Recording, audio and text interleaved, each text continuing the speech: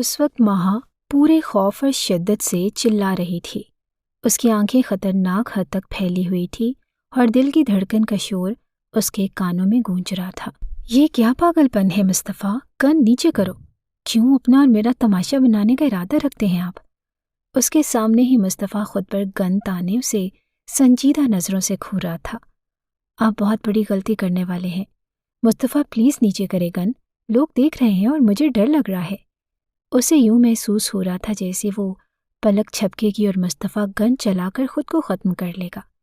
وہ ایک بزدل سی لڑکی تھی جس کے دل کی دھڑکنیں خطرناک حد تک پھیلی ہوئی تھی۔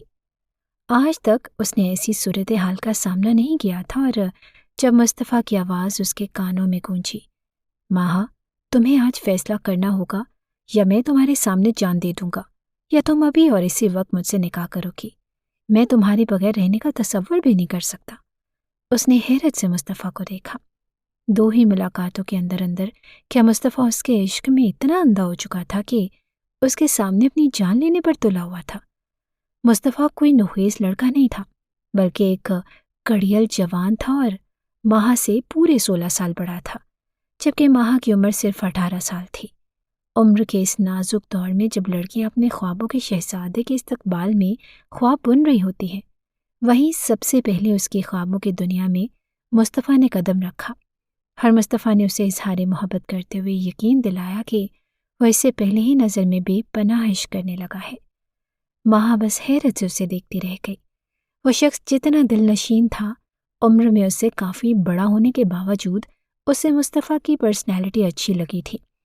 ایک ہی ملاقات میں اسے بھی مصطفیٰ اچھا لگنے لگا، لیکن اسے حیرت ہو رہی تھی کہ مصطفیٰ صرف 2 ہی ملاقاتوں میں اس حد تک پاگل پن پر کیسے اتر سکتا ہے کہ اس وقت وہ اسے مجبور کر رہا ہے، مجھ سے شادی کرو یا میں تمہارے سامنے خود کو ختم کر دوں گا۔ ارد گرد سے لوگ بھی جمع ہونے لگے جب ماہا نے عاجز آتے ہوئے اس کے سامنے ہاتھ جوڑ دیے۔ میں تم سے نکاح کرنے کے لیے تیار ہوں مصطفیٰ، لیکن خدا کے لیے اس گن کو دور پھینک دو۔ اس کی آنکھوں سے آنسو گر رہے تھے اور دل بے تاب ہو رہا تھا۔ وہ کبھی بھی مصطفیٰ کو اس حالت میں نہیں دیکھ سکتی تھی۔ ایک پل کے لیے اسے اپنی محبت پر رشک آنے لگا۔ مصطفیٰ نے اس کے منہ سے اتنا خوبصورت اقرار سننے کے بعد گن نیچے کرتے ہوئے آگے بڑھ کر اسے گلے سے لگا لیا، جبکہ ماہا اس کے گلے میں باہیں ڈال کر سمٹ کر رونے لگی۔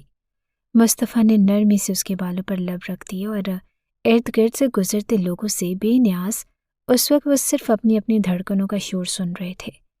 مصطفیٰ نے آگے بڑھتے ہوئے اس کا ہاتھ تھاما اور اسے لے کر گاڑی کی طرف چلا گیا۔ گاڑی میں بیٹھتے ہی اس نے گاڑی اپنے فلیٹ کی جانب موڑ دی۔ تھینک یو سو مچ ماہا، اگر آج تم راضی نہ ہوتی تو میں خود کو تمہارے سامنے ہی شوٹ کر دیتا۔ میں تمہارے بنا زندگی کا تصور نہیں کر سکتا۔ مصطفیٰ نے ایک بار پھر باتوں کا آغاز کیا، جبکہ ماہا بس اسے سرشار ہوتی نظروں سے دیکھتی رہ گئی۔ اندر ہی اندر اسے اپنے ماں باپ کا خیال بھی ستا رہا تھا کہ کاش مصطفیٰ اسے اتنی مہلت دیتا کہ وہ ایک بار جا کر اپنے والدین سے مصطفیٰ کے حوالے سے بات کر لیتی۔ مصطفیٰ، ہمیں کسی بھی قسم کی جلد بازی نہیں کرنی چاہیے۔ میں ایک بار ماما سے ڈسکس کر لوں، ہو سکتا ہے کہ وہ ہمارے رشتے کے لیے مان جائے۔ اس نے ایک آخری بار مصطفیٰ کو قائل کرنا چاہا۔ تم کیسی باتیں کر رہی ہو؟ میں اچھی طرح جانتا ہوں کہ خالہ جان کبھی بھی ہمارے رشتے کے لیے نہیں مانے گی۔ وہ ہم سے کتنی نفرت کرتی ہیں، اس بات کا تمہیں اندازہ ہے، لیکن اس کے باوجود مصطفیٰ کے لہجے میں ناراضگی صاف نظر آنے لگی۔ وہ کبھی بھی اس بات پر راضی نہیں تھا کہ یہ معاملہ عشرت بیگم تک جاتا، کیونکہ اسے اچھی طرح اندازہ تھا کہ عشرت بیگم کبھی بھی ماہا کا ہاتھ مصطفیٰ کے ہاتھ میں نہیں تھمائیں گی۔ اس کی بات سن کر ماہا کو خاموش ہونا پڑا۔ وہ شخص کبھی بھی اس بات کو تسلیم نہیں کرتا تھا۔ تمہیں پریشان ہونے کی ضرورت نہیں ہے جان، مصطفیٰ نے ایک بار پھر اس کے ہاتھ پر ہاتھ رکھا۔ میں بھی تو اپنے والدین کے خلاف جا کر تمہیں پانے کی کوشش کر رہا ہوں۔ اس کے تسلی آمیز لہجے پر ماہا کو کچھ سکون ملا۔ یقین کرو تم کچھ بھی غلط نہیں کر رہی۔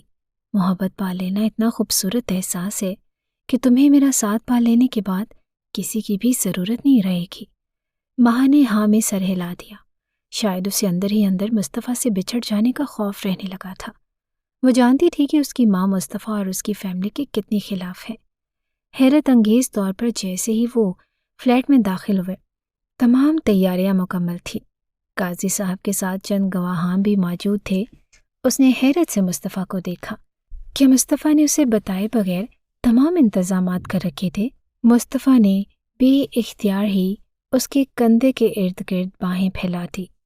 میں اچھی طرح جانتا تھا کہ تم کبھی بھی مجھے جان نہیں دینے دو گی، بلکہ تمہیں ہر حال میں میرا ساتھ چاہیے۔ ماہا نے اس وقت ہر چیز پر غور کر لیا، لیکن مصطفیٰ کے چہرے پر پھیلی ہوئی شاطر مسکراہٹ پر غور نہ کیا۔ کاش وہ اس کے چہرے کی مسکراہٹ پر غور کر لیتی تو اپنی زندگی کا اتنا بڑا فیصلہ کرنے سے پہلے صرف ایک بار سوچتی۔ لیکن کہا جاتا ہے کہ جب بدنصیبی آتی ہے تو کسی قسم کی وارننگ یا دستک دے کر نہیں آتی، اور ماہا کی زندگی میں بھی ایک بڑی بدنصیبی کا آغاز ہونے جا رہا تھا، جو نہ جانے کس حد تک اس کی زندگی میں تہلکہ مچا دیتا۔ تھوڑی دیر کے بعد ان سب گواہوں کی موجودگی میں ماہا نے مصطفیٰ سے نکاح کر لیا۔ اندر ہی اندر اس کے وجود میں کپ کپاہٹ دوڑ گئی۔ اس نے اپنی زندگی کا اتنا بڑا فیصلہ کر لیا، لیکن اس کے والدین اس فیصلے میں شامل نہ تھے۔ نہ جانے وہ کیا رد عمل دیتے۔ وہ صدیقی صاحب کی اکلوتی اولاد تھی، جنہوں نے اسے لاڈ پیار سے پالا، لیکن آج وہ صرف اور صرف اپنے اس عمل کی وجہ سے انہیں شرمندہ کرنے والی تھی۔ ہر بات اس کی تربیت پر آن کر رکتی۔ مصطفیٰ، اب نکاح ہو گیا ہے، اب مجھے گھر چھوڑو، اور اس نے ٹوٹے ہوئے لہجے میں کہا۔ تو مصطفیٰ نے آگے بڑھ کر اس کے ہاتھ پر بوسہ دیا اور پھر اسے لا کر گاڑی میں بٹھا دیا۔ گاڑی کو موڑتے ہوئے اس نے ماہا کو مبارکباد دی تھی، لیکن وہ مسکرا بھی نہیں پائی۔ مصطفیٰ کو شاید اس کے اندر پنپتے ہوئے احساسات کا اندازہ ہو چکا تھا، اسی لیے وہ خاموشی اختیار کر گیا۔ اب فی الحال بات کو مزید بڑھا کر وہ ماہا کے لیے پریشانی نہیں بنانا چاہتا تھا۔ گاڑی عشرت بیگم کے گھر کے سامنے رکی اور اس کے ساتھ ہی ماہا کو اپنی دھڑکنیں رکتی ہوئی محسوس ہوئیں۔ نہ جانے اب کیا ہونے والا تھا، کون سی قیامت اس کی منتظر تھی۔ مصطفیٰ نے اسے اترنے کا اشارہ کیا اور خود دروازہ کھول کر باہر نکل آیا۔ ایک بار پھر اس نے تنزیہ نظروں سے پورے گھر کا جائزہ لیا۔ آج اس گھر میں وہ جس حیثیت سے جا رہا تھا، اس خیال نے ہی اسے گدگدا دیا۔ اس نے محض اپنے چھوٹے جذبات سے اپنی زندگی کا کتنا بڑا کھیل رچا لیا تھا۔ اس کی اصلیت سے صرف وہی واقف تھا۔ لاؤنج میں ہی عشرت بیگم برجمان تھی۔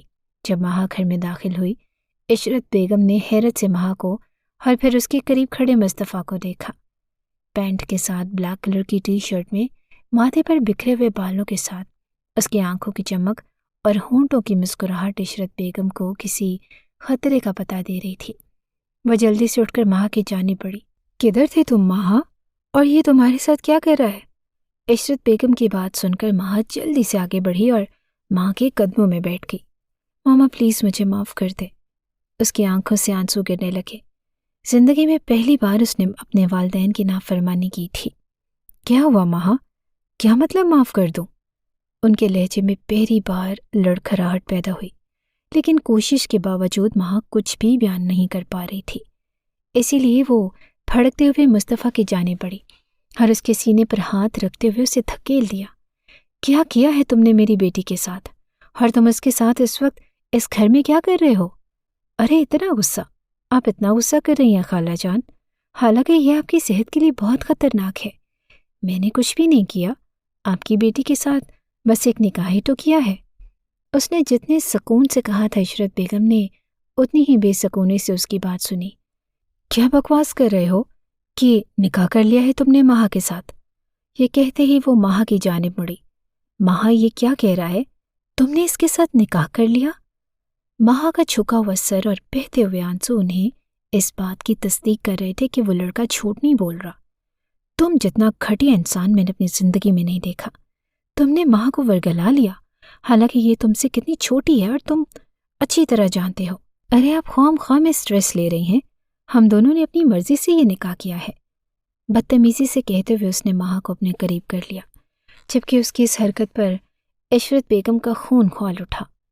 ماہا تم نہیں جانتی اس بدکماش انسان نے تمہارے ساتھ دھوکہ کیا ہے۔ یہ میرا بھانجا ہے، میں ان کی اصلیت سے واقف ہوں۔ اور اس کے ساتھ ہی مصطفیٰ کے چہرے کا رنگ بدلا۔ آپ کس لہجے میں بات کر رہی ہیں؟ میں اب اس گھر کا داماد ہوں، آپ کو پتہ ہونا چاہیے کہ دامادوں سے کیسے بات کرتے ہیں۔ عشرت بیگم نے قہر برساتی ہوئی نظروں سے اسے گھورا۔ صدیقی صاحب، انہوں نے بلند آواز میں اپنے شوہر کو بلایا۔ جب مصطفیٰ نرمی سے دیکھتے ہوئے مسکرایا، کیوں انہیں بھی ٹینشن دے رہی ہیں اور خود بھی بلا وجہ چیخ رہی ہیں؟ ماں نے روتے ہوئے عشرت بیگم اور پھر مصطفیٰ کی جانب دیکھا تھا۔ ایک پل کے لیے انہیں مصطفیٰ کا لہجہ بالکل بھی پسند نہیں آیا، لیکن اس وقت اس کا خیال اس جانب نہیں تھا۔ وہ صرف اس بات پر رو رہی تھی کہ نہ جانے اب اس کے ساتھ اس کے والدین کیا کریں گے۔ تبھی صدیقی صاحب لاؤنج میں آئے اور ماں اور مصطفیٰ کو دیکھ کر چونک اٹھے۔ صدیقی صاحب، اس گھٹیا انسان نے میری بیٹی کے ساتھ نکاح کر لیا ہے۔ عشرت بیگم ان کی جانب بڑھی اور ان کی بات سن کر صدیقی صاحب کے رنگ میں بدلاؤ آ گیا۔ وہ حیرت سے ماں کو دیکھ رہے تھے، جس کا جھکا ہوا سر اور جھکی ہوئی نظریں اور بہتے ہوئے آنسو انہیں کوئی اور ہی حقیقت سنا رہے تھے۔ صدیقی صاحب، یہ سب کچھ اس کی وجہ سے ہوا ہے، اسی نے ہی میری بیٹی کو ورگلایا ہے۔ جبکہ صدیقی صاحب نے مصطفیٰ کے چہرے پر پھیلتی ہوئی مسکراہٹ کو دیکھ لیا تھا۔ انہوں نے ایک نظر ماں کو دیکھا، اندر ہی اندر وہ ماں کی اس حرکت پر ٹوٹ گئے تھے۔ وہ جانتی بھی نہیں تھی کہ وہ اپنا کتنا بڑا نقصان کر چکی تھی۔ ماں، یہ تم نے اپنی مرضی سے کیا ہے؟ انہوں نے بس ایک ہی سوال ماں سے پوچھا، اور نہ چاہتے ہوئے بھی ماں نے اس بات میں سر ہلا دیا۔ اسے معلوم تھا کہ اس کا باپ اس سے کتنی زیادہ محبت کرتا ہے، لیکن آج وہ اس کی وجہ سے ٹوٹے ہوئے لہجے کے ساتھ مصطفیٰ کے سامنے کھڑے تھے۔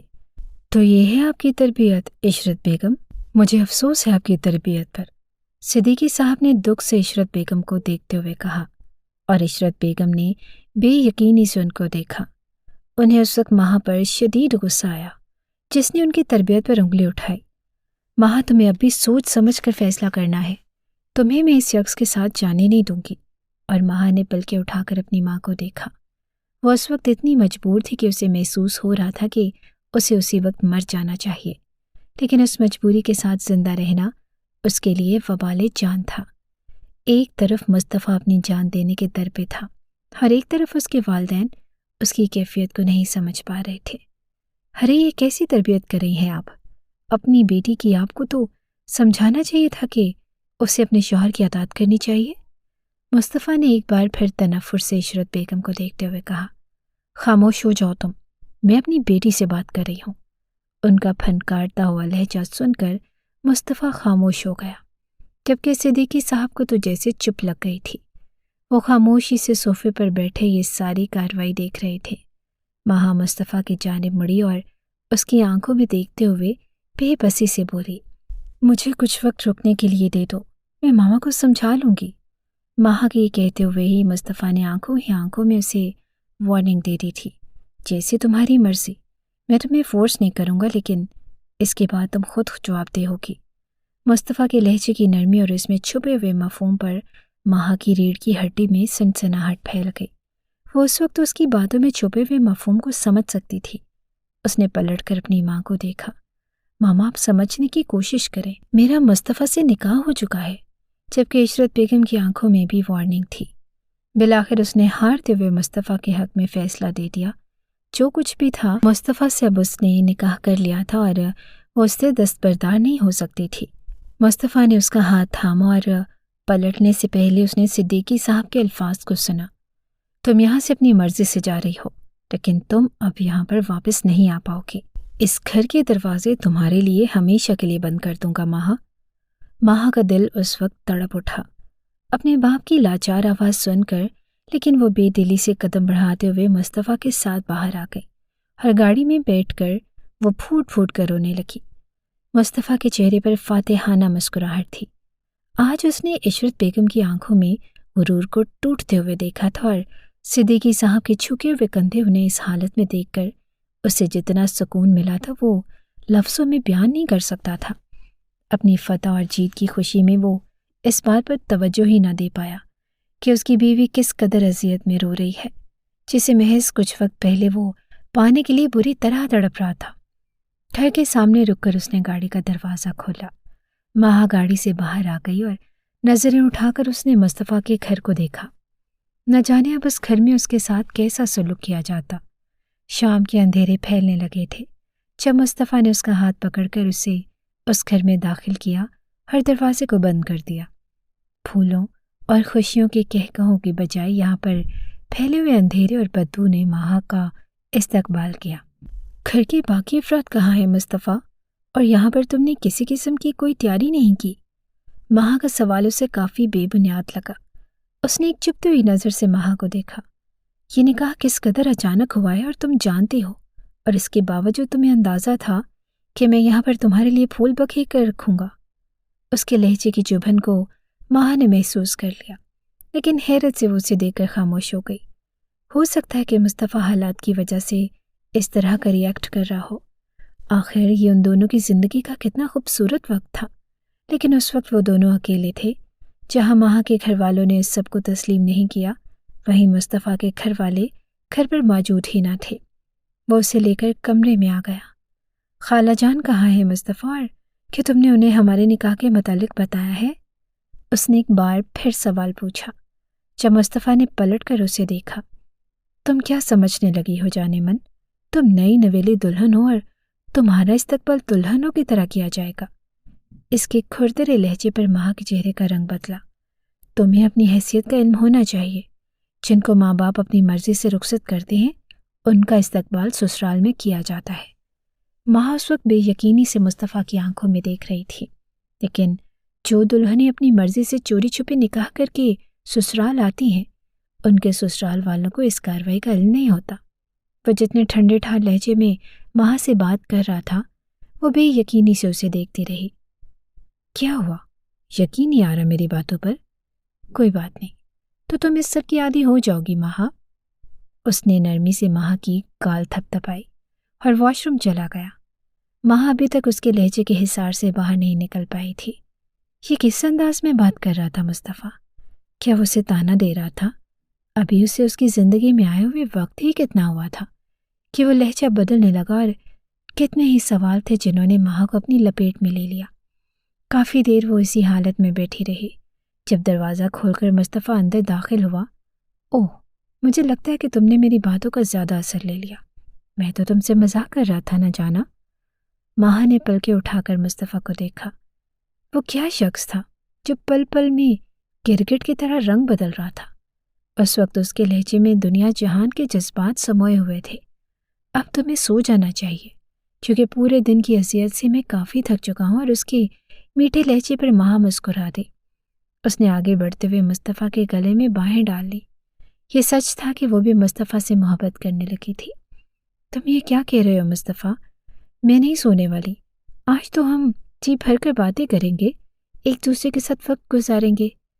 جب مصطفیٰ نے اپنے گلے سے باہیں ہٹاتے ہوئے اسے خود سے دور کیا، میں تمہارے ساتھ وقت گزار لیتا، لیکن ابھی اس کنڈیشن میں نہیں ہوں، اور ویسے بھی تم بہت چھوٹی ہو۔ مصطفیٰ نے اسے جتاتی ہوئی نظروں سے دیکھا۔ کیا مطلب؟ میں چھوٹی نہیں ہوں، میں اب آپ کی بیوی ہوں اور آپ پر مکمل حق رکھتی ہوں۔ آپ ہی تو میرا سکون ہے۔ اس نے ایک بار پھر سے مصطفیٰ کے سینے پر لاڈ سے سر رکھا۔ مصطفیٰ کو شدید کوفت نے گھیر لیا۔ میں سونے لگا ہوں، اگر تمہیں ان فضول باتوں سے فرصت مل جائے تو آ کر سو جانا۔ اسے خود سے دور کرتے ہوئے مصطفیٰ سونے کے لیے لیٹ گیا۔ مہا کتنی ہی دیر کھڑی مصطفیٰ کو دیکھتی رہی، اور پھر قدم گھسیٹتے ہوئے بیڈ کی دوسری جانب جا کر لیٹ گئی۔ کتنی ہی دیر نیند اس کی آنکھوں میں اتر ہی نہیں پائی تھی۔ یہ کیا کہہ رہا تھا مصطفیٰ؟ کیا یہ کوئی بھیانک خواب تھا، یا حقیقت میں اسے لگ رہا تھا کہ مصطفیٰ رنگ بدل رہا ہے؟ اس کے سارے دروازے بند ہو چکے ہیں، اور مصطفیٰ کہہ رہا ہے کہ وہ بچی ہے۔ وہ پہلے بھی تو اس کی اصلیت سے واقف تھا کہ وہ اسے کتنی چھوٹی ہے، اور اس وقت اسے اپنانے کے لیے مرا جا رہا تھا، اور اب وہ اسے خود سے چھوٹی لگ رہی تھی، اس لیے اسے کوئی رشتہ نہیں بنا پا رہا تھا۔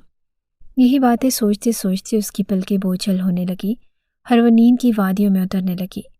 یہ سچ ہے کہ انسان کا دن جتنی بھی اذیت میں گزرے، اسے ہر حال میں نیند کی ضرورت ہوتی ہے، تاکہ اس کا دماغ ایک بار پھر اذیتیں جھیلنے کے لیے تیار ہو جائے۔ نہ جانے کیوں وہ اس یقین کے ساتھ سو رہی تھی کہ آنے والا سورج اس کے لیے مصطفیٰ کی محبت کے ساتھ ساتھ نئے عزم لے کر آئے گا۔ مصطفیٰ کے ساتھ مل کر وہ ہر حال میں اپنے والدین کو منا لے گی، اور یہی باتیں گردش کرتے کرتے اسے نیند کی وادیوں میں لے گئی۔ صدیقی صاحب اٹھ کر کمرے میں چلے گئے، جبکہ لاؤنج میں کتنی ہی دیر عشرت بیگم بیٹھی رہ گئی۔ وہ کبھی بھی یقین نہیں کر سکتی تھی کہ ان کی بیٹی نے قدم اٹھایا۔ کتنے لاڈ سے انہوں نے مہا کو پالا تھا، کتنے خواب دیکھے تھے اپنی اکلوتی اولاد کے لیے۔ वो सिद्दीकी साहब और इशरत बेगम की जान थी। सब कुछ उसी का ही तो था, लेकिन उसके बावजूद उनकी बेटी ने उनके साथ क्या किया? उस वक्त उनके दिल की जो हालत थी वो किसी से ढकी छुपी ना थी। उनका दिल असीयत से धड़क रहा था और अंदर ही अंदर वो अपनी बेटी के लिए दुआ को थी और उसकी हिफाजत के लिए मुसलसल उनके लब दुआ मांग रहे थे। सुबह माहा की आंख खुली तो मुस्तफ़ा उसके करीब ही लेटा था। उसकी बड़ी बड़ी आंखें उस वक्त सुकून से बंद थीं और होंठ सख्ती से एक दूसरे में पेवस्त थे। माहा ने तफसील से उसके चेहरे का जायजा लिया। उसके माथे पर बिखरे हुए बालों को हटाते हुए वो मुसलसल उसे देख रही थी। उसके तीखे तीखे नुकूश और उन पर हमेशा गुस्सा कितना खूबसूरत लगता था। वो उसे खुद से काफ़ी बड़ा होने के बावजूद मुस्तफ़ा का नाम और उसकी कुर्बत का एहसास ही उसका दिल धड़का देता। उसे यूं खुद को मुसलसल देखते पाकर मुस्तफ़ा ने आंखें खोली तो माहा मुस्कुरा दी। मेरी ज़िंदगी की पहली सुबह बहुत बहुत मुबारक हो मुस्तफ़ा। उसने नरमी से आगे बढ़कर मुस्तफ़ा के माथे पर लब रख दिए, जबकि मुस्तफ़ा का चेहरा बिल्कुल बेतासुर था। वो बस उसे यकटक देख रहा था। ऐसे क्या देख रहे हैं आप? माहा ने सवाल किया तो मुस्तफ़ा ने नफ़ी में सर हिला दिया। कैसा महसूस हो रहा है खुद को मेरे इतने करीब पाकर? माहा ने एक बार फिर सवाल दोहराया, जबकि मुस्तफ़ा ने हाथ बढ़ाते हुए उसे खुद से दूर कर दिया। मेरे ख्याल में तुम्हारी ये दुल्हनों वाली बचकाना सोच तुम्हारे दिमाग पर असर कर रही है, उसने माहा को देखते हुए नर्म लहजे में कहा। क्या मतलब? मैं समझ नहीं पाई। माहा ने सवालिया नज़रों से उसे देखा। तुम्हें लगता है कि तुम्हारे वालिदैन सुबह तुम्हारे लिए नाश्ता लेकर आएंगे ताकि उनकी बेटी रिवाज के मुताबिक नई नवेली दुल्हन है और काम न करे? वो न जाने इस बार ये एहसास क्यों दिला रहा था कि वो दुल्हन की तरह इस घर में नहीं आई और उसके माँ बाप ने उसे रुखसत नहीं किया। तुम जाओ और अपने लिए और मेरे लिए नाश्ता बनाओ। बाकी रही बात ज़िंदगी की, शुरुआत की तो अब सारी ज़िंदगी तुम्हें यहीं पर रहना है। आहिस्ता आहिस्ता सोचती रहना कि शुरुआत कहाँ से करनी है और इख्तिताम कहाँ पर करना है। माहा को उसका रवैया काफ़ी अजीब लगा। मुस्तफ़ा को उससे ऐसे बात नहीं करनी चाहिए थी, लेकिन ज़िंदगी की पहली सुबह का आगाज़ वो सवाल और जवाब और बहस व मुबाहसा के साथ नहीं कर सकती थी। इसलिए खामोशी से उठी और किचन में चली आई। उसे याद नहीं था कि वो कभी खाला जान के घर आई हो और कभी कभार बचपन में उसका आना जाना हो। उसके बाद नहीं। खाला के बस 2 ही बेटे थे, मुस्तफ़ा और मुज्तबा। मुज्तबा उनका बड़ा बेटा था और अलहदा घर में अपनी बीवी के साथ रहता था, लेकिन खाला और मुस्तफ़ा उसी घर में रहते थे। किचन में जाकर उसने चीज़ों को ढूंढ ढूंढ कर उसके लिए नाश्ता बनाना शुरू किया और काफ़ी देर की मेहनत के बाद उसने उसके लिए अच्छा खासा नाश्ता बना लिया। नाश्ता ट्रे में सजाने के बाद वो कमरे में आई तो मुस्तफ़ा तैयार सा खड़ा था। अब कहीं जाने का इरादा रखते हैं? उसने एक बार फिर पूछ लिया। आप नहीं, हम। जल्दी से तैयार हो जाओ और खाना खा लो और फिर हम कहीं जा रहे हैं, उसने नम लहजे में कहा तो माहा मुस्कुरा थी। दोनों ने मिलकर नाश्ता किया। उस दौरान माहा ने किसी किस्म की बात करने से इज्तनाब किया था और मुस्तफ़ा ने भी खुद से कोई बात न की। नाश्ता करने के बाद वो गाड़ी में बैठकर एक बार फिर कहीं जाने के लिए निकल आए। माहा ने हाथ बढ़ाकर मुस्तफ़ा के हाथ पर हाथ रखा, जबकि मुस्तफ़ा उस वक्त मुकम्मल रास्ते की जाने में तवज्जो था। कहाँ जा रहे हैं हम? उसने मुस्तफ़ा से पूछा। वहीं जहाँ पर तुम्हारे सारे शौक उतार दूंगा, उसने एक बार फिर ठंडा ठार सा जवाब दिया। क्या मतलब? कहाँ जा रहे हैं हम? माहा ने हैरत से पूछा। तुम्हें हनीमून के लिए लेकर जा रहा हूँ। और मुस्तफ़ा की बात सुनकर माहा मुस्कुरा दी। ये शख्स जितना अकड़ू था फिर भी उसकी कुछ बातें ऐसी थी कि जिन पर वो दिल फरेबी से मुस्कुरा देती। अच्छा, रात तो मैं आपको छोटी नजर आ रही थी और अब आप खुद हनीमून के लिए मुझे लेकर जा रहे हैं? माहा के लहजे में शोखी उतर आई। तुम्हारी हरकतें देखने के बाद मुझे अंदाज़ा हो गया है कि तुम छोटी नहीं हो और अब बतौर शौहर तुम्हारी ज़रूरियात को पूरा तो करना है मैंने। माहा एकदम खौफज़दा हो गई। उसे अच्छा नहीं लगा था कि मुस्तफ़ा ने उस पर इतना गहरा तंज किया। मुस्तफ़ा से अगर वो मोहब्बत करती थी तो मुस्तफ़ा भी तो उससे मोहब्बत करता था और अब वो उसका शौहर था और वो मुकम्मल हक रखते थे एक दूसरे पर। फिर मुस्तफ़ा सारा मलबा उस पर क्यों डाल रहा था? रास्ते में उतरकर मुस्तफ़ा थोड़ी देर के लिए एक मॉल में चला गया। نہ ہی اس نے آفر کی اور نہ ہی ماہا خود سے اتری۔ تھوڑی دیر کے بعد وہ واپس آیا تو اس کے ہاتھ میں ایک شاپنگ بیگ تھا۔ یہ تمہارے لیے ہے، اسے پہن کر میرے لیے تیار ہونا تاکہ تمہیں اصل میں دلہنوں والی فیلنگ آئے۔ وہ مسکراتے ہوئے اسے دے رہا تھا۔ ماہا نے بیگ پکڑ کر اپنے پاس رکھ لیا اور گاڑی اسلام آباد کی راہوں پر تیزی سے رواں دواں تھی۔ ایک ہوٹل کے سامنے گاڑی روک کر اس نے ماہا کو اترنے کے لیے کہا اور وہ اتر کر اس کے ساتھ ہی چل دی تھی۔ مصطفیٰ نے ہوٹل کا ایک روم بک کیا اور دونوں اس کمرے میں آ گئے۔ تم یہاں پر رکو، اگر کچھ کھانا ہوا تو منگوا لینا، میں تھوڑی دیر کے لیے کہیں جا رہا ہوں، اور جب واپس آؤں تو تم مجھے تیار نظر آؤ۔ تقریباً 1 گھنٹے میں واپس آ جاؤں گا۔ مصطفیٰ یہ کہتے ہوئے روم سے باہر چلا گیا اور ماہا وہیں بیٹھی روم کا جائزہ لینے لگی، اور ساتھ ہی ساتھ وہ مصطفیٰ کی دھوپ چھاؤں سے مزاج کے بارے میں بھی سوچ رہی تھی۔ انہوں نے بس ایک دوسرے سے 2 ہی ملاقاتیں کی اور تیسری ملاقات میں دونوں نے نکاح کر لیا تھا۔ وہ مصطفیٰ کے رویے سے اتنا واقف نہیں تھی اور ہو سکتا ہے کہ مصطفیٰ ہر وقت اس طرح کا رویہ اختیار کرتا ہو۔ اب ماہا کو یا تو اس کا عادی بن جانا تھا یا پھر اسے اپنا عادی بنا لینا تھا۔ سر چھٹکتے ہوئے وہ اٹھی اور شاپنگ بیگ کو کھول کر دیکھنے لگی۔ اس میں چمچماتا ہوا نائٹ ڈریس دیکھ کر اس کا چہرہ ایک دم ہی سرخ پڑ گیا۔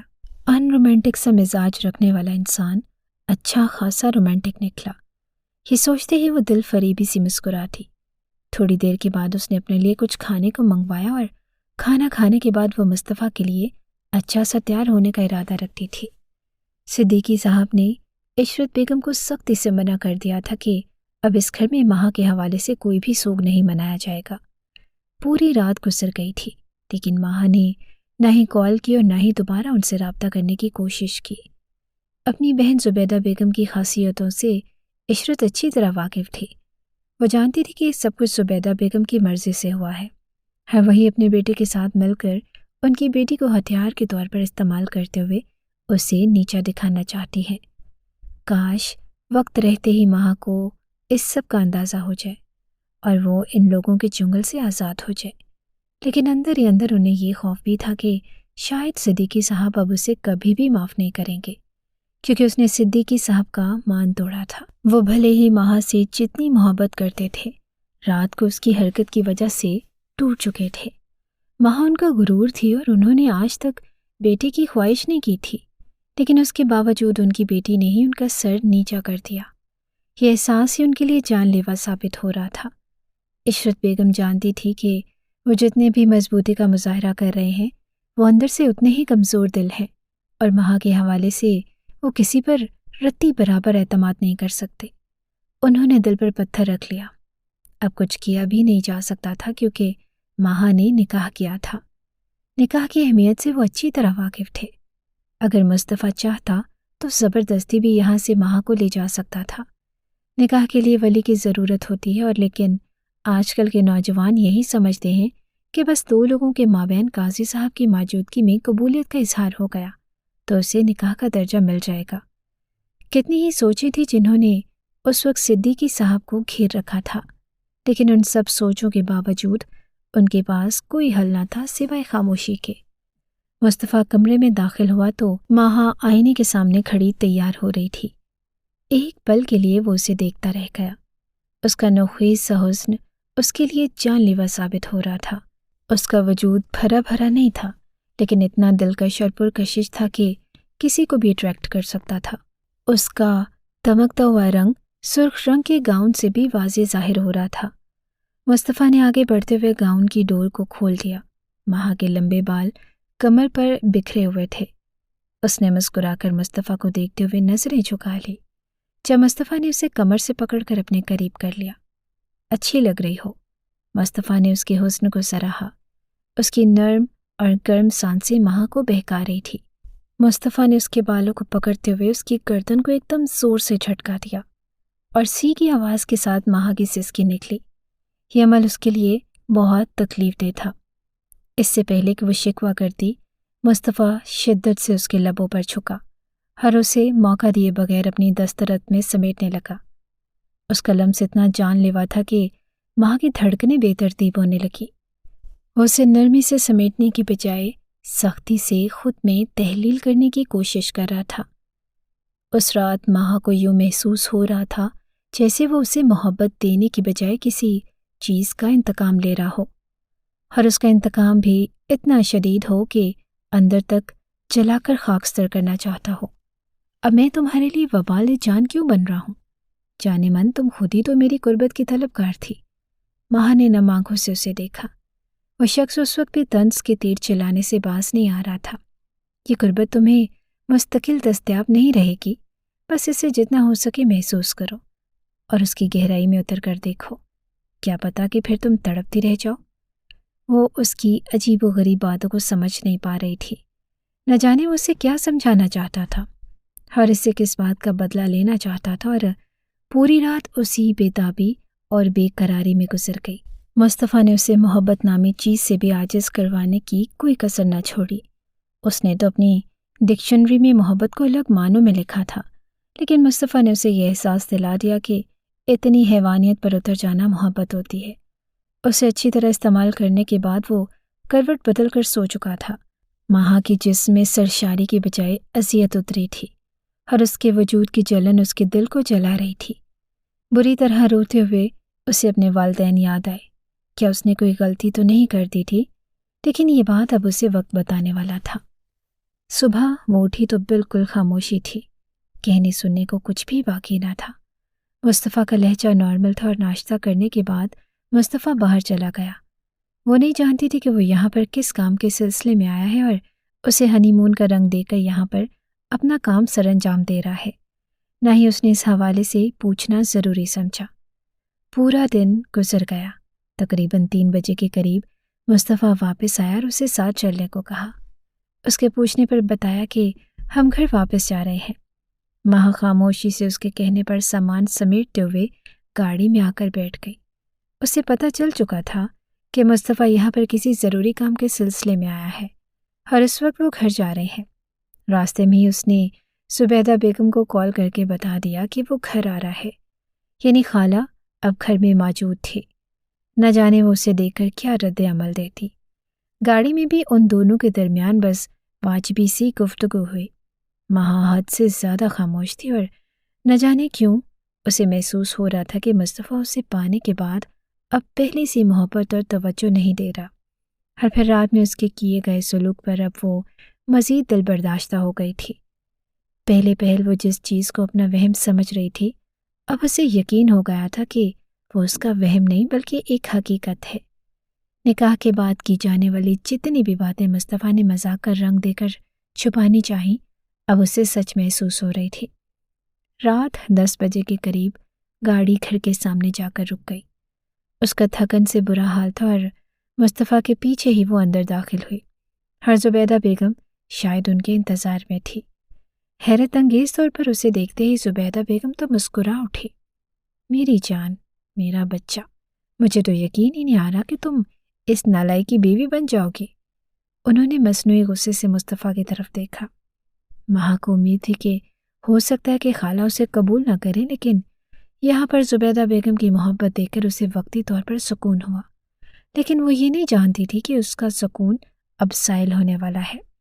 مجھے ابھی بھی یقین نہیں آ رہا مصطفیٰ کہ تم نے عشرت آپا کی بیٹی سے نکاح کر لیا، یعنی کہ میری بھانجی سے۔ انہوں نے ایک بار پھر مسکرا کر مصطفیٰ کی جانب دیکھا۔ آپ کی بہن بھی آپ کی طرح بے یقین تھی، انہیں بھی یقین نہیں آ رہا تھا، اور آپ کے بہنوئی کی تو کمر ہی جھک گئی۔ دونوں زوردار طریقے سے ہنستے ہوئے ایک دوسرے کو اس کے والدین کے تاثرات بتا رہے تھے، اور ماہا بے یقینی سے انہیں دیکھ رہی تھی۔ اسے اچھا خاصا برا لگا تھا کہ اس کے والدین کے بارے میں یوں بات کر رہے تھے۔ کوئی بات نہیں، ویسے بھی یہ ماما کی بہن ہے، چاہے ایک دوسرے کے قریب نہ صحیح، لیکن پھر بھی ہو سکتا ہے کہ یہ بھی ماما سے محبت کرتی ہوں۔ اس نے ایک بار پھر خود کو تسلی دینے کے لیے الفاظ ڈھونڈ لیے۔ چلو آخری بار کمرے میں جا کر سو جاؤ، اس کے بعد تو تمہیں میرے پاس ہی سونا ہے۔ انہوں نے پیار سے ماہا کو گال تھپ تھپاتے ہوئے اسے جانے کے لیے کہا، جبکہ ان کی بات سن کر وہ حیرت سے مصطفیٰ کو دیکھنے لگی، لیکن وہ اس وقت ماہا کی جانب متوجہ نہ تھا۔ ماہا کمرے میں چلی گئی، اور تھوڑی دیر کے بعد مصطفیٰ کمرے میں داخل ہوا۔ آپ کی امی ایسا کیوں کہہ رہی تھی کہ مجھے آج کے بعد ان کے پاس سونا ہوگا؟ اس نے آتے ہی سوالیہ نظروں سے مصطفیٰ کو دیکھتے ہوئے پوچھا۔ کم آن ماہا، اب تم اس گھر کا حصہ ہو، میرے پاس رہو یا ماما کے پاس، اس میں اتنا الجھنے والی بات نہیں۔ الجھنے والی بات ہے مصطفیٰ، وہ ایک دم سے بھڑک اٹھی۔ میں آپ کی بیوی ہوں اور آپ کے پاس ہی رہوں گی۔ آپ وہاں پر میرے والدین کے بارے میں کیا بات کر رہے تھے؟ ماں کے دوسرے سوال پر مصطفیٰ نے غصے بھری نظروں سے اسے دیکھا۔ سکون سے خود بھی سو جاؤ اور مجھے بھی سونے دو، اپنے درمیان بدمزگی مت بناؤ۔ وہ اسے وارن کرتا ہوا یہاں سے چلا گیا، جبکہ ماں کی آنکھوں میں آنسو جھلملانے لگے اور اسے ضرور اپنے ماں باپ کے ساتھ یہ سب کچھ کرنے کی سزا مل رہی تھی۔ وہ تو جس شخص کے لیے سب کچھ چھوڑ کر آئی تھی، جس کی محبت کے سہارے وہ اس دہلیز پر کھڑی تھی، وہ شخص اب اسے آنکھیں دکھا رہا تھا۔ اس کی سگی خالہ اپنی بہن کی شکست پر ہنستے ہوئے اپنے بیٹے کو داد دے رہی تھی۔ اسے اب انتظار تھا کہ وہ لوگ اب آگے اس کے ساتھ کیا کرتے ہیں۔ بہرحال اس نے اتنا جان لیا تھا کہ وہ لوگ اس کے ساتھ کبھی بھی اچھا برتاؤ نہیں کریں گے۔ نہ جانے مصطفیٰ دوبارہ کمرے میں کب لوٹا۔ وہ سفر کی تھکاوٹ کی وجہ سے جلد ہی نیند کی وادیوں میں اتر گئی۔ کھانا بھی مصطفیٰ نے راستے پر ہی کھلا دیا تھا اور اسی لیے اب اسے جی بھر کر سونا تھا۔ پوری رات ہی وہ گہری نیند میں سوتی رہی اور صبح اٹھی تو مصطفیٰ کمرے میں نہ تھا۔ اسے شدید حیرت ہوئی، مصطفیٰ کبھی بھی اتنی جلدی نہیں اٹھتا۔ اسے اچھا خاصا جھنجھوڑ کر جگانا پڑتا اور تبھی اس کی آنکھ کھلتی تھی۔ مہا حیرت سے اٹھی اور کافی دیر اس کا انتظار کرتی رہی کہ وہ کمرے میں آ جائے۔ کافی دیر گزر گئی لیکن مصطفیٰ کمرے میں نہیں تھا۔ تبھی کمرے کے دروازے پر شدید دستک ہونے لگی۔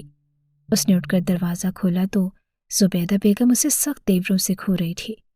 مجھے نہیں لگتا کہ عشرت آپا نے ساری زندگی اپنی بیٹی کو یہی کچھ سکھایا ہے۔ صبح صبح اپنی ساس کی چیخ و پکار اسے بے حد عجیب لگی جب مصطفیٰ کا انتظار کر رہی تھی اور وہ شاید باہر تھا۔ اس سے پہلے کہ وہ پوری بات کر پاتی، اس کی ساس نے اس کی بات کو ٹوک دیا۔ کیسی نامراد لڑکی ہو تم، شوہر پردیس جا بیٹھا ہے اور مہارانی کو پرواہ تک نہیں۔ انہوں نے ایک بار پھر طنز کا تیر پھینکا اور مہا حیرت سے انہیں دیکھنے لگی۔ کیا مطلب؟ اس نے سوالیہ لہجے میں اپنی ساس سے پوچھا۔ ارے مجھ سے کیا مطلب پوچھتی ہو؟ تمہارا شوہر رات کو لندن چلا گیا ہے، رات کی فلائٹ سے کل ہی اس نے اپنے تمام کاغذات ایمرجنسی میں ریڈی کروا لیے تھے۔ وہ حیرت سے بس اپنی ساس کو دیکھ رہی تھی۔ یہ سوچ کر ہی اس کی جان نکل رہی تھی کہ اس کا شوہر یہاں سے چلا گیا، لیکن اس نے اسے بتانا بھی گوارا نہیں سمجھا گیا کہ وہ اس کی زندگی میں بس اتنی ہی حیثیت رکھتی ہے۔ اسے اس وقت اپنے قدموں پر کھڑا رہنا مشکل معلوم ہوا۔ مصطفیٰ ایسا کیسے کر سکتے ہیں؟ وہ مجھ سے محبت کرتے ہیں۔ اس نے ایک بار پھر اپنی ساس کو دیکھتے ہوئے بے بسی سے کہا، بیوی میں نے تمہاری ماں کی طرح بچوں کی محبتیں کرنا نہیں سکھائی۔ میرے بیٹے صرف میری مرضی پر عمل کرتے ہیں اور تمہاری شادی بھی میری مرضی کے مطابق ہوئی ہے۔ انہوں نے اس کی سماعتوں پر بم پھوڑا۔ مصطفیٰ مجھ سے محبت کرتے تھے اور انہوں نے میری محبت میں اپنی جان لینے کی بھی کوشش کی۔ اسے شدید برا لگا تھا اپنی ساس کے منہ سے یہ سننا کہ مصطفیٰ اس سے محبت نہیں کرتا۔ اس وقت اس کے لیے یہ بات ناقابل برداشت تھی اور یہ نکاح مصطفیٰ نے میری مرضی کے مطابق کیا ہے۔ اب تم یہاں رہو گی اور میری مرضی پر عمل کرو گی۔ مصطفیٰ کا جب دل چاہے گا وہ آ جائے گا، اس کی ساس یہ کہتے ہوئے چلی گئی۔ اس نے مصطفیٰ کے نمبر پر کتنی بار کالز کی لیکن مصطفیٰ کا نمبر مسلسل آف جا رہا تھا۔ روتے روتے وہ وہیں زمین پر بیٹھ گئی۔ اتنا بڑا دھوکہ جس کے متعلق اس نے سوچا بھی نہ تھا۔ وہ کیا تھی اور زندگی کے حالات نے اسے کیا سے کیا بنا دیا۔ یہ حالات اس کے خود منتخب کیے گئے تھے، ہر ان کی وجہ سے وہ کسی سے بھی شکوہ نہیں کر سکتی تھی۔ کاش اس روز میں نے ماما کی بات مان لی ہوتی یا پھر ان کی بات کی لاج رکھتے ہوئے میں گھر سے باہر نہ آتی۔ اسے یقین ہی نہیں آ رہا تھا کہ شادی کی محض 4 دنوں کے بعد ہی اسے پچھتانا پڑے گا۔ آئے روز زبیدہ بیگم نے اس پر دن تنگ کر دیے۔ وہ سارا دن اس سے گھر کا کام کرواتی اور رات گئے تک اپنی خدمت۔ مصطفیٰ چاہے ماں سے بات کرتا یا نہ کرتا لیکن اس کا مصطفیٰ سے کوئی رابطہ نہ تھا۔ نہ ہی وہ اس کے میسج سین کرتا اور نہ ہی اسے کسی رابطے کی ضرورت محسوس ہوئی تھی۔ رات گئے تک اس کی ساس اسے کاموں میں مشغول رکھتی۔ ماہا نے سوچ لیا کہ وہ کسی نہ کسی طرح عشرت بیگم سے رابطہ کرنے کے بعد ان کے پاس چلی جائے گی۔ یہاں پر ایک پل کے لیے بھی رہنا اس کے لیے موت سے کم نہیں تھا۔ اب اسے انتظار تھا اپنی ساس کے گھر سے باہر جانے کا۔ اس کی ساس یہی سمجھتی تھی کہ اس کے والدین نے ہمیشہ کے لیے اسے نکال دیا ہے، اسی لیے وہ اب جیسے مرضی اسے استعمال کر سکتے ہیں۔ اس روز کچھ دیر کے لیے زبیدہ بیگم گھر سے باہر گئی اور ماہا کو موقع مل گیا۔ وہ جلدی سے باہر آئی اور ڈرائیور کو گاڑی تیار کرنے کے لیے کہا۔ گاڑی نکلواتے ہی وہ اپنے والدین کے گھر کی جانب چلی گئی۔ وہ ان راستوں پر واپس جا رہی تھی، اس خواہش کے ساتھ کہ وہ اب کبھی بھی نہیں پلٹے گی۔ اسے اندازہ ہی نہیں تھا کہ اس کے والدین کیا رد عمل کریں گے، لیکن اسے جو بھی کرنا پڑتا وہ اس کو منا لیتی۔ لیکن اس جہنم سے آزادی چاہیے تھی اسے۔ گھر سے باہر گاڑی رکواتے ہوئے اس نے ڈرائیور کو چلے جانے کا حکم دیا اور خود گھر کے اندر چلی گئی۔ گھر میں داخل ہوتے ہی اس پر ایک بار پھر پرانی سوچیں حملہ آور ہونے لگی، جیسے وہ مصطفیٰ کے ساتھ اس گھر میں آئی تھی اور پھر سب کے سامنے اس کے ساتھ کے لیے ڈٹ گئی تھی۔ گھر میں یوں محسوس ہو رہا تھا جیسے کوئی بھی نہیں ہو، اور وہ قدم بڑھاتے ہوئے عشرت بیگم کے کمرے کی طرف چلی گئی۔ اس نے دروازے پر دستک دی اور عشرت بیگم کی مرجھائی ہوئی آواز سنائی دی۔ وہ کمرے کے اندر چلی گئی۔ عشرت بیگم اس وقت صوفے پر بیٹھی تھی، اسے دیکھتے ہی حیرت اور بے یقینی سے دیکھنے لگی۔ تب ماہا جلدی سے آگے بڑھی اور عشرت بیگم کو گلے سے لگا لیا۔ ماما مجھے معاف کر دیں، مجھے بچا لیں پلیز۔ کیا ہوا ہے میری جان، سب ٹھیک تو ہے نا؟ انہوں نے ایک بار پھر اسے گلے لگاتے ہوئے پوچھا، لیکن وہ مسلسل رو رہی تھی۔ امی مصطفیٰ اور اس کی ماں نے اپنے دھوکے اور مفاد کی وجہ سے مجھ سے نکاح کروایا، اور اس کے بعد وہ مجھے ہمیشہ کے لیے چھوڑ کر چلا گیا۔ عشرت بیگم اپنی بیٹی کو اس حال میں دیکھ کر سن رہ گئی۔ ان کی نازوں پلی بیٹی، جس کی آنکھوں میں وہ آنسو بھی برداشت نہیں کر پاتی تھی۔ تھوڑی ہی دیر گزری تھی جب صدیقی صاحب کمرے میں داخل ہوئے اور ماہا کو یہاں دیکھ کر انہیں شدید غصہ آ گیا۔ تم اب یہاں کیا کرنے آئی ہو ماہا؟ انہوں نے سنجیدہ لہجے میں کہا۔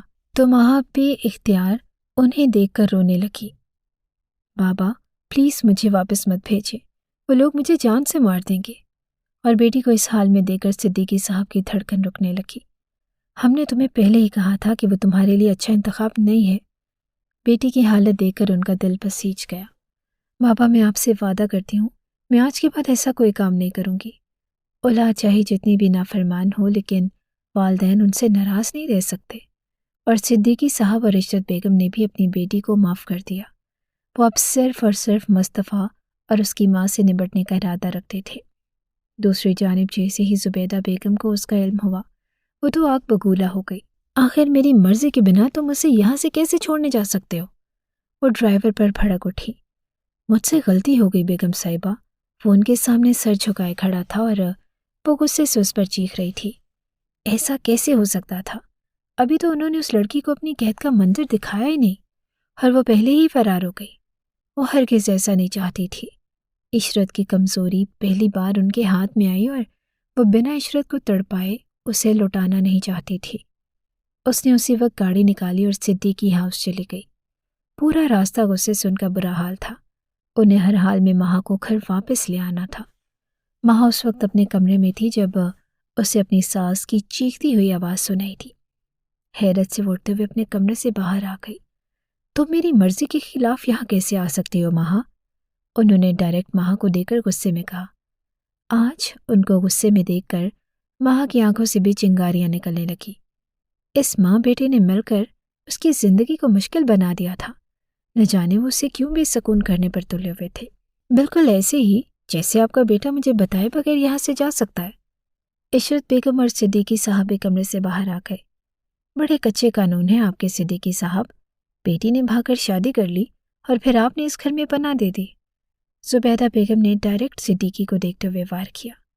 اپنی زبان کو لگام دو زبیدہ، تم اس وقت میرے گھر میں کھڑی ہو۔ شوہر کے ساتھ اس طرح کا رویہ اپناتے دیکھ کر عشرت بیگم بھی غصے سے بول اٹھی۔ تمہارے بیٹے نے بہلا پھسلا کر میری بیٹی کو اپنے نکاح میں لیا ہے۔ یہ تمہاری بھول ہے کہ میرے بیٹے نے صرف تمہاری بیٹی سے نکاح کیا ہے، بلکہ وہ نکاح کے سارے تقاضوں کو بھی پورا کر چکا ہے۔ تو اب اپنی استعمال شدہ بیٹی کو اس گھر میں رکھ کر کیا کرو گی تم؟ اس کی بات سن کر جہاں صدیقی صاحب نے سر جھکا لیا، وہیں عشرت بیگم نے حیرت سے پلٹ کر ماہا کو دیکھا جو مکمل سرخ پڑ چکی تھی۔ اسے ایک بار پھر شرمندگی نے گھیر لیا۔ کاش اس نے اپنے والدین کو یہ دن نہ دکھایا ہوتا، یا وہ رات اس کی زندگی میں ہی نہ آئی ہوتی۔ اگر آج ماہا میرے ساتھ نہیں آئی تو کل اس دہلیز پر اس کے لیے طلاق نامہ آ جائے گا۔ انہوں نے ایک اور وار کیا۔